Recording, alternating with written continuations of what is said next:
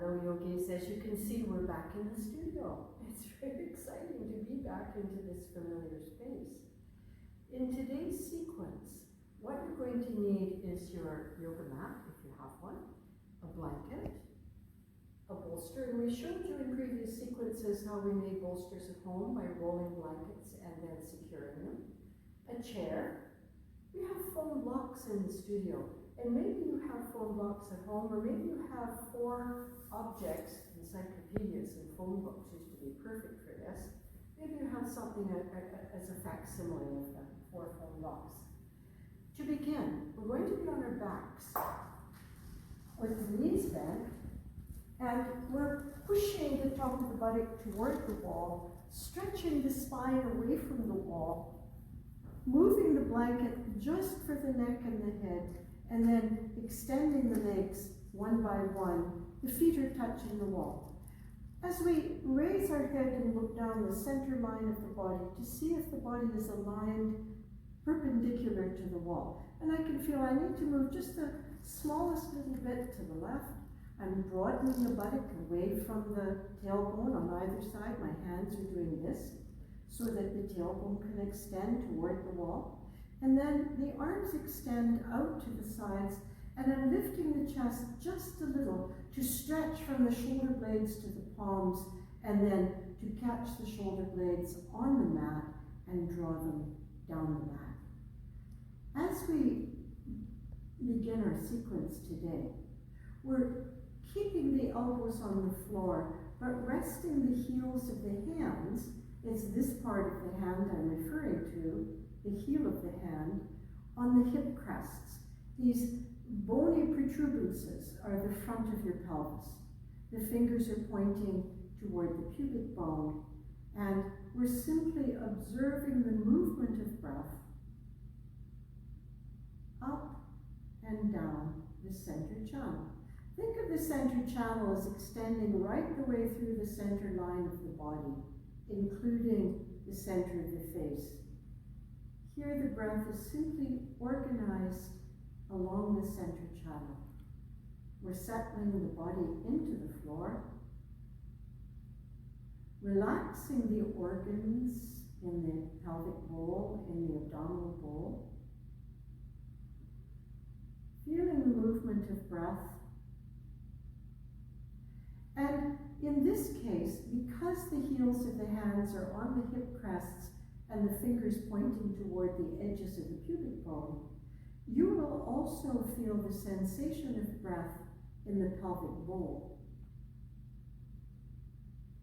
As you breathe in, notice how the hip crests, right there, broaden a little, away from each other. Maybe you notice as you're taking normal everyday breaths that one side seems to move a little more willingly than the other. You can encourage both hip crests to spread as you inhale. This has the effect of loosening through the pelvis, the pelvic wall, the hip sockets, and preparing us to focus on this particular area of the body called the groins. I'm referring to the area from the inner thigh right the way along to the outer thigh, the place where the thighs join into the pelvis. This area we're calling the groins. In anatomical terms, they're called the hip flexors.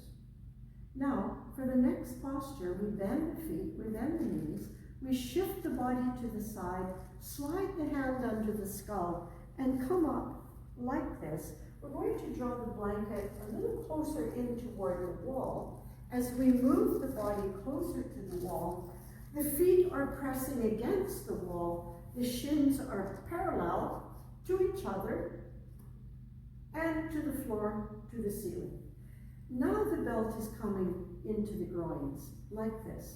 And just momentarily, I'm holding the edges of the belt and drawing it down to the floor and then toward the wall, so that I can feel that area called the groins, because the belt is bringing awareness. Then I bring both knees close into the chest, whatever the body is prepared to do. This area, the groin, softens from inner groin to outer groin, allowing the knees to come close in, like that. Then I take the left foot to the wall, cross the right ankle above the left knee, and as I exhale, as I breathe out, I'm urging this thigh to move toward the wall. In order to balance and secure the pelvis, the deep abdominals are moving to the left. So swing, switch, strengthen the abdominals from right to left as you ease the right thigh away from you.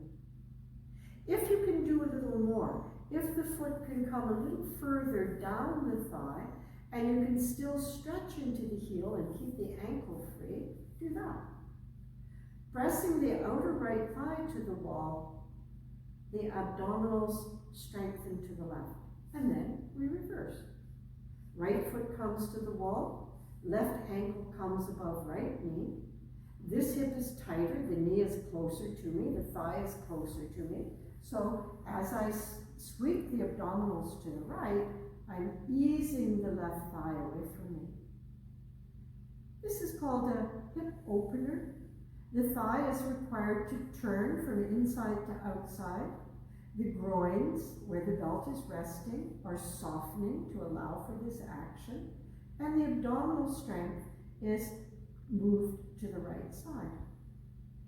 Then I take both feet to the wall and again embrace both knees, but this time just rest the hands on the kneecaps and invite the knees in toward the chest.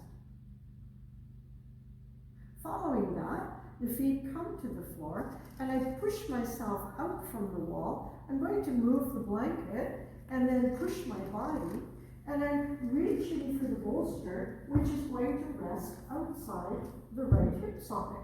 See how the bolster is angled? It mimics the shape of the hip socket. It's angled so the end of the bolster is pointing to the left foot, which is pressed against the wall. I embrace the right knee close in, softening the groins again, and then as I press the left thigh down, I loop the belt over the right foot and hold the belt in separate hands. Now the work is to stretch and strengthen the leg. The back of the leg stretches up, and we're lifting the belt. It's a very light hold on the belt. The leg is lifting the belt rather than pulling down with the belt, which has the effect of jamming the thigh in the hip socket. Not the effect we want. We want to lift the leg up out of the socket, making space in that hip socket. And then, coming back to the groins, the area at the top of the leg, we relax there from inside to outside and draw the leg toward us.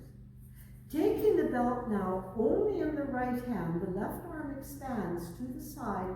I lift up and over the bolster and to the right. Meanwhile, the abdominals are strengthening to the left. Leg goes to the right, and now the stretch is coming through the inner right thigh. You can scaffold this pose in two ways. The bolster is holding the thigh, and the elbow can press down into the floor so the arm doesn't tire as you stay. Be sure to include the powerful action of the abdominals moving from right to left so that the pelvis is not tilting to the right. When you're ready to come up, you'll inhale, the leg lifts, you slip the belt off, extend the right leg to the wall, and bring the bolster across, like this. The bolster, again, is mimicking the shape of the right hip. It's angled as you see. We're embracing the knee. Not wrenching on the knee or pulling on the knee, but softening the groins, and so the knee comes to us. Once the knee has come as close in as it can, we extend the leg toward the ceiling and take our belt and place it around the arch of the feet and hold the belt in separate hands. The right thigh, we can't see it, we have to feel it, it's pressing sharply down into the floor. Then we relax the groins, left leg, and invite the leg towards us. Whatever it can do. Some of you will be able to catch the foot without bending the knee and draw the leg towards you. If you can do that, then you set the belt aside and do that. To take the leg to the side now, the left hand holds the belt, the right arm extends, the leg comes close in, and then it comes to the left. Instantly, the abdominals strengthen to the right. The collarbone spread. The right thigh presses down to the floor. The inner left thigh is lengthening more and more from inner thigh to inner ankle to inner heel. The bolster is holding the outer left thigh, as you see. The elbow is pressed to the floor. Gita Iyengar used the term inject. She was speaking of the outer hip thigh. She said, inject the outer thigh into the joint. Does that work for you, yogis? Can you sense that movement of the outer thigh moving deep into the joint as the abdominals sweep to the right? When you're ready to come up, you inhale the leg up, bending both knees, set both feet on the mat, set your bolster to the side, shift your body a little to the left of the mat, catch your head with the right hand, turn onto your side, and come up. Now we're going to move toward working with the chair. If your chair folds, turn it this way. If it doesn't fold, I'll show you the alternative for a kitchen chair, let's say, that doesn't fold. But these chairs fold, as you see, and now once again, I'm setting the chairs in the groins. And I'm pressing down with my hands to lift the chest to fold forward. As I slip the hands down the chair, I'm pressing the chair and stretching the chest forward. Each time I move the hands, I'm pressing the chair and stretching the chest forward. All the while lifting the chest and stretching it forward. Lifting the chest into the body and stretching it forward. And finally, the fingertips reach the floor, the fingers walk away from the chair, the chest comes to the chair, the forehead comes to the chair, and we stay. However, rather than leaning on the chair at the groins, I'm lifting the groins into the body, so I'm not leaning as forcefully on the chair as I was initially. I'm lifting the groins into the body, walking the fingertips further away. Groins are soft and wide. Then I walk the hands back to the chair and up the chair and stay with the chair just for a few moments, because sometimes coming up the head gets a little bit woozy and we might find that the balance is affected. So just stay till you feel your head is cleared. Then set the chair aside. I'm removing the blanket, setting the bolster aside, because we're going to do 3 standing poses. The triumvirate, Virabhadrasana 2, Utthita Trikonasana, and Utthita Parsvakonasana. You've seen them in previous sequences. Here's what they look like with the left foot at the wall. The left foot comes to the wall, but as you see, it turns in a little away from the wall. Then the right foot strides away from the wall, and the entire right leg turns from inside to outside. You can see that the webbing between thumb and forefinger comes into the groins on both sides. Both legs are firm.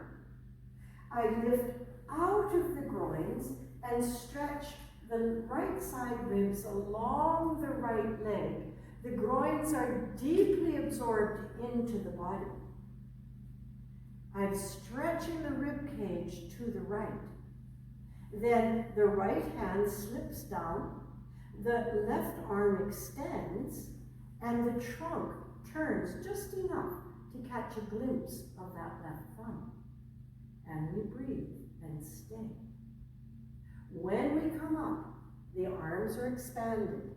Now the knee bends, As the knee bends, I'm lifting the toes of the right foot, pressing the heel down to assist the descent here in the right groins. So the thigh starts to come parallel to the floor. Then the arms expand. Just for a moment, I'm turning the palms up to get the shoulder blades down the back. And then I turn the palms to face the floor and complete the pose by looking down the right arm. From here, I fold the right forearm across the right thigh and sweep the left arm across the side of the head and look into the elbow crease, Utthita Parasvara Konasana. Then the top arm sweeps up. The feet turn forward, we heel and toe or step the feet together, and now we reverse. Here, the outer right heel is at the wall, the left foot is stepped away from the wall, and we've taken our forefoot stride.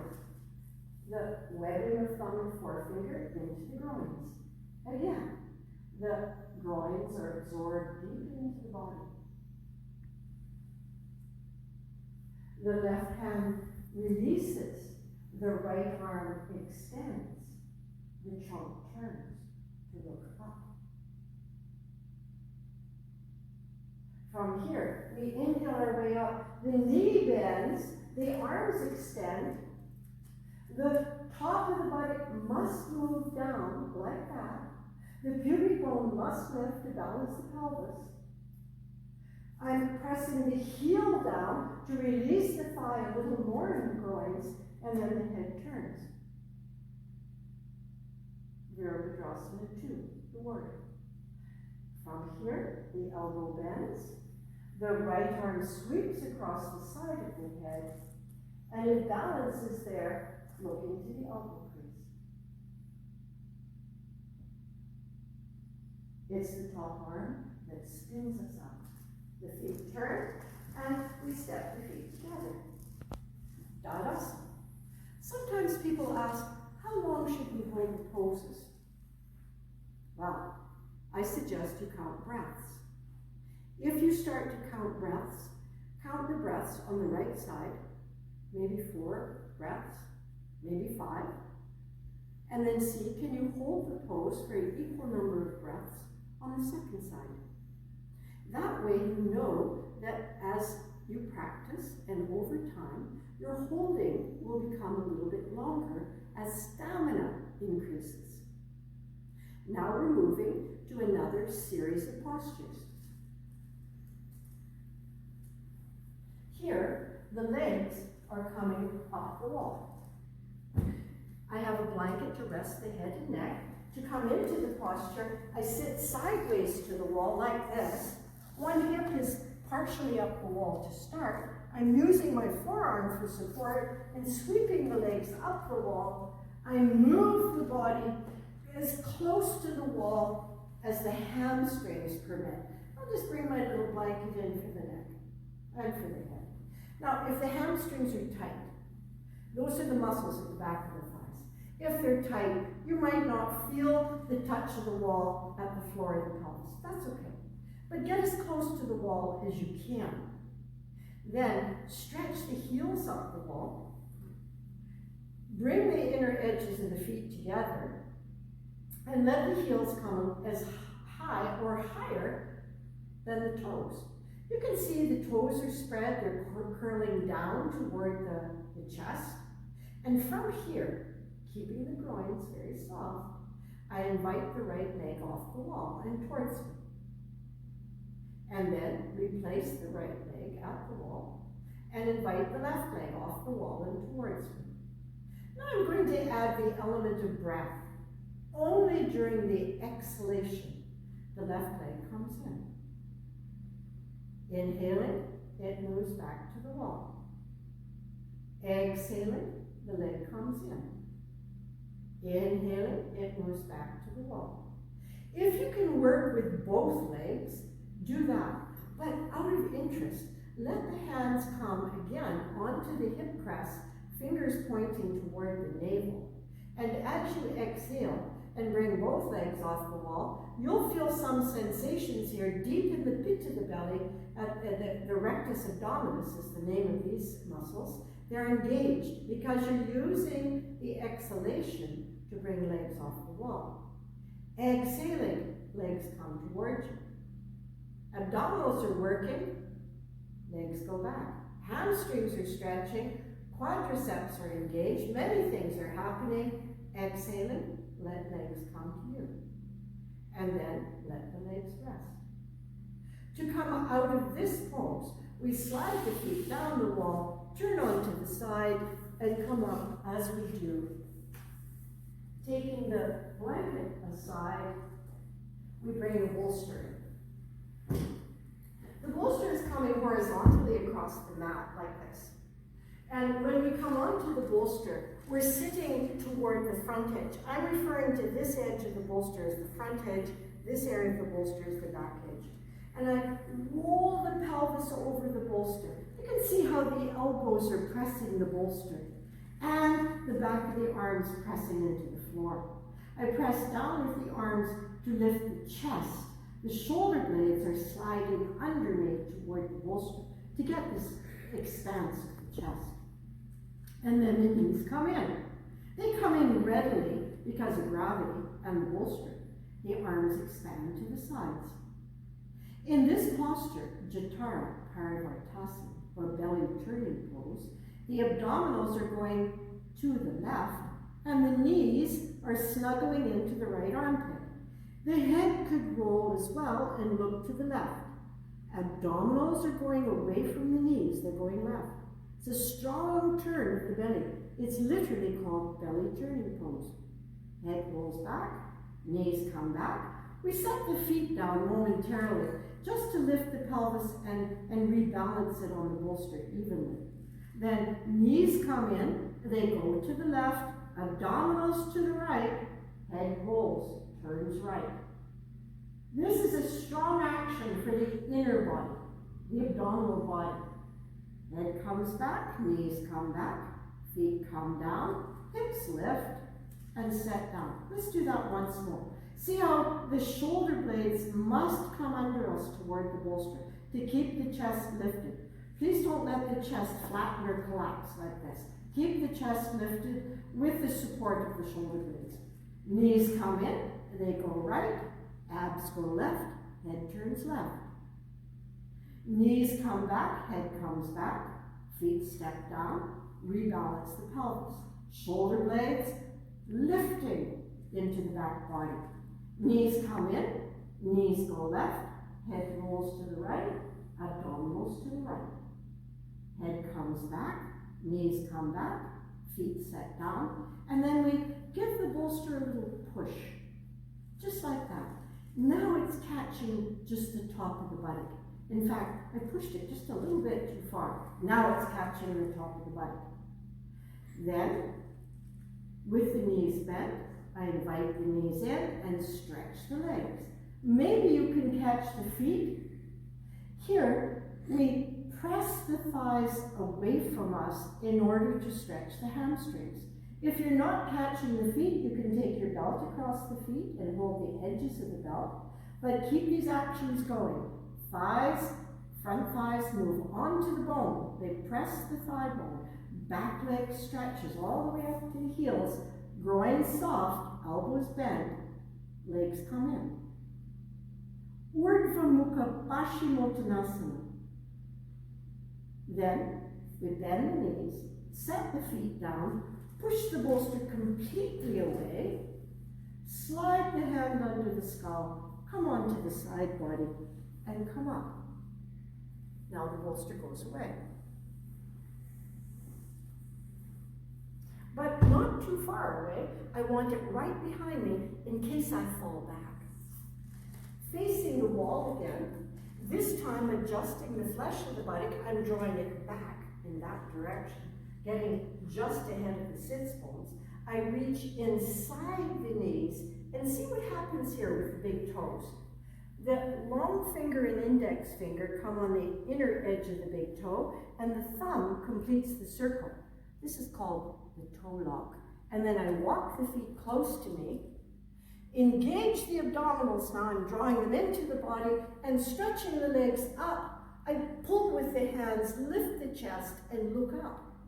Here again, the thighs are engaged. The spine is moving into the body. We're looking up toward the feet.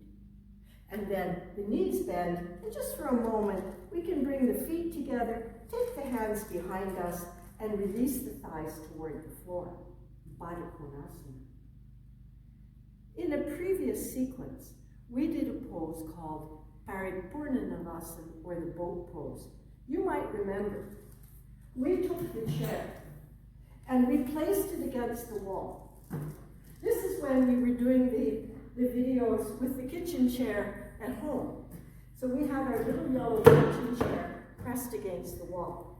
And then we took the heels onto the kitchen chair, like this. And we took the hands behind us initially to get the spine lifting into the body, to stretch the feet away. And then engaging the abdominals, firming the legs, we said, maybe we could lift one leg, engaging the quads. And maybe the other leg could lift as well. So we were practicing Paripurna Navasana like that. There's another way as well. Setting the chair aside. Taking our belt, and maybe you're using scarves, maybe you're using garment belts that you've spliced together. I have a yoga belt, and I've fastened it, and it's a large loop, as you can see. I take that belt into the upper back, like this. I'm kind of seesawing it up there. And then I place it around the arches of the feet, like that. And I've got the tail end of the belt close to hand, so I can adjust it, making it smaller or larger. Then the hands come to the floor beside the hips. I rock back a little with the upper body and raising the legs now, pressing the feet into the belt. There the belt is guiding the shoulder blades in my upper back into the body so the chest is lifted. Once you have your balance, you can free the arms. The classic pose is like this. You can see that the arms are like the gunnels of the boat. Then you can also interlace the fingers at the base of the skull, lift the sides of the rib cage, take the elbows forward, and look up. Or you can take Garudasana arms, entwining the forearms while you're working in boat pose. Finally, hold the belt, bend the knees, and slip the belt off. For our final pose, Setyabandha Sarvangasana, double bolsters. We're going to use almost all our props. We have 4 foam blocks. They're set down end to end like this. We have our bolster, and I like to place the rounded edge of the bolster. I mean this edge, where it's going to touch my body, rather than the puckered edge, which is a little bit rough. The bolster and the foam blocks are end to end, as you see, and then the blanket is just a little thin fold of the blanket, just enough for the head, the neck, and the shoulders. It's smooth, and now I'm adjusting the size of the belt loop. In Paripurna Navasana, or boat pose, it was a large loop, but we don't need that size. So we're making it smaller, and it's just enough to contain the upper thighs. I step into the belt. And firming the belt, I take it toward the upper thighs. The buckle is off the flesh, and the tail end just drapes away. To come into the posture, I'm sitting just at the edge of the bolster. My feet are on the foam blocks, and I'm rolling the spine down the center, and now I'm pushing with the feet. And you can see how the chest is going toward the blanket. The shoulders must be on the blanket. You might have to feel it first to be sure that the shoulders are on the blanket, that you're not levitating. That skill comes later. Then roll the upper arms up. This means this space is moving in this direction. This upper arm is turning from inside to outside. Now I extend the legs. And the belt contains the legs, so we don't have to struggle to keep them onto the bolster. You can see how much the chest is lifted by means of the end of the bolster. Here you can take your glasses off, rest the arms away from the side body, and close the eyes. Setubandha Sarvangasana is a cousin of shoulder stand.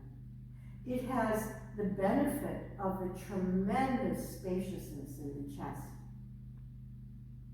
In previous sequences, we were working with breath awareness. We had our hands on the lowest floating ribs with the fingers pointing toward the navel. We were just feeling the movement of breath inside. Noticing if it flows as much into left side as it does into right side. Noticing that as we observe the breath, it actually changes. The astrophysicists have taught us that anything being observed changes its behavior, and breath is certainly included in that. But as it starts to settle, as you start to settle into this posture, your discriminating powers become more and more discerning. And you'll be able to feel the differences in breath, right side, left side. And invite the reluctant side, the side that might not be breathing as fully,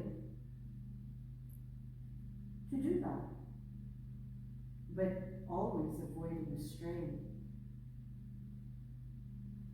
In a subsequent sequence, we had the knuckles of the hands at the mid-ribs like this. And we noticed how this area of the body is far less supple than the floating ribs. The floating ribs, you see, don't attach to the breastbone. They literally float in space. They're much more mobile. The side ribs are attached to the spine in the back and the breastbone in the front. They're not as flexible. Even so, once we invite the breath into the mid-ribs, they too expand away from the spine in the back and the breastbone in the front. We're just watching, noticing the habits of breath. And then when we begin a formal pranayama practice, we invite the inhalation to come just a little bit more slowly than it normally does.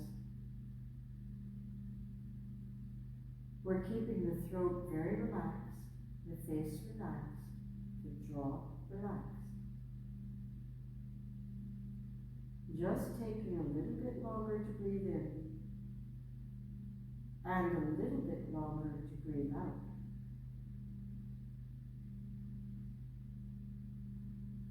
Maybe for a minute or 2 minutes, you can do that. Breathe in a little bit more slowly. If you find, however, that you feel starved for breath,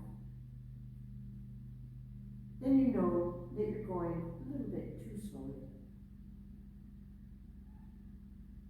If you find that you can take longer inhalations, there's no strain in the throat, the jaws, the eyes, the temples, then continue. And see where your limit is, where the breath is quiet, the body is calm, the mind is watchful, there's no strain. What can you do?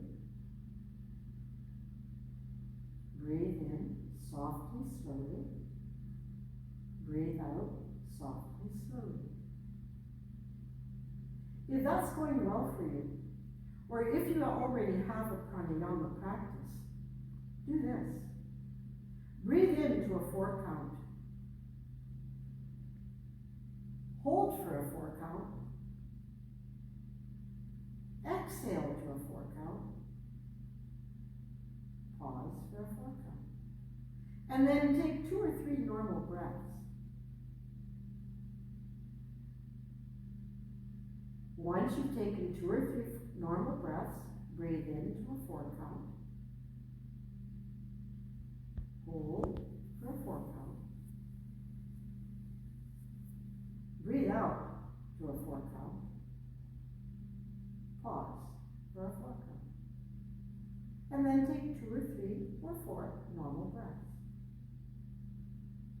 To conclude this sequence, place your palms on the front body, bend the knees one by one, set the feet down, shift your body entirely to the side, taking the hand under the head, coming all the way off the bolster, draw your knees up.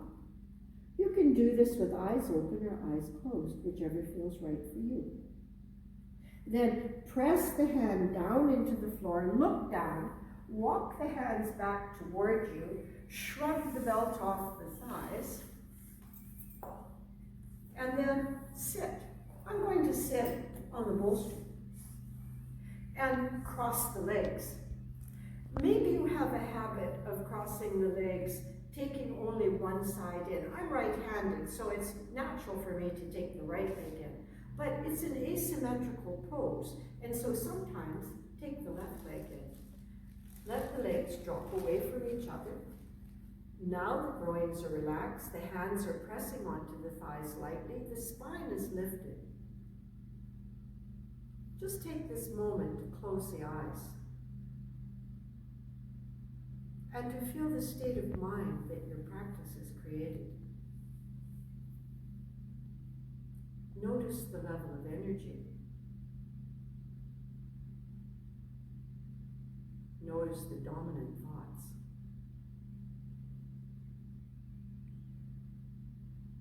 You can stay meditating in this way as long as you wish, or as long as the mind can concentrate. And then join the palms and bring them straight into the heart. When I bow, I'm giving thanks. I'm giving thanks for the precious teachings of yoga brought to us from BKS Iyengar, Gita Iyengar, and the Iyengar family. I give thanks for their teachings.